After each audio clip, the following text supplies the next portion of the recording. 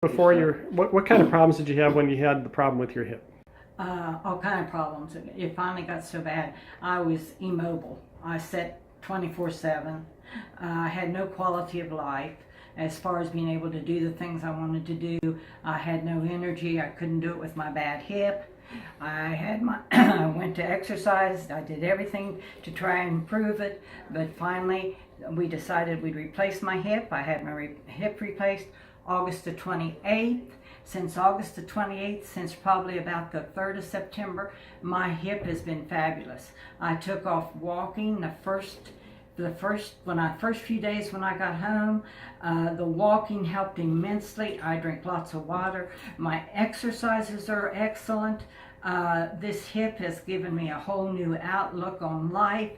People can't believe that it's only been since August the 28th. I could do every exercise the doctor gave me and have been able to for probably 3 weeks or more. I went away with the walker after a week. I've been using a cane. I forget it half the time and I walk around with nothing. I take long walks on gravel roads because I don't live on paved roads. I just watch where I walk. I can get in and out of the car. I can go up and down steps. This new hip and I turned 76 years old 2 weeks ago. This new hip has given me hopefully another 76 years. It's super. I recommend it. But you have to push yourself. You just can't get your hip done and say, well, I'm going to be able to do all this. I'll just sit here and let it heal. You cannot do that. You have to get up and do the things you need to do.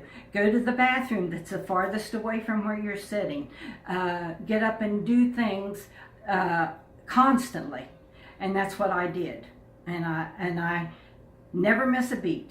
Go to church, I go anywhere I want to go, I go out to eat with the girls. This new hip, and no longer than it's been here, if you do what they tell you and push yourself a little more, not to where you're not supposed to do it to make your hip hurt, you do it to where you're comfortable with it, you are not going to believe the new lease you're going to have on life.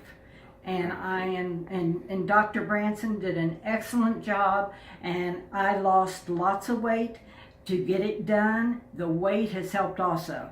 So if you're overweight and you got a bad hip and it hurts you bad enough, you're going to want to lose weight. Trust me, because I did. And the weight has helped and given me the incentive to keep on going losing weight because I feel good now and can do things I've wanted to do for years, 4, 5 years. I just put it off. So anybody that doesn't believe this, you can contact my doctor. He sees me. Dr. Branson, I'm here today. I can do the exercises. I can walk. So please, if you need it, do what you need to do to get it done. It's not worth all the suffering. If it means losing a few extra pounds, if you hurt as bad as I did, you will do it. And I love my new hip and thank Dr. Branson and his wonderful staff. And the orthopedic floor at Princeton Memorial was awesome. Simply awesome.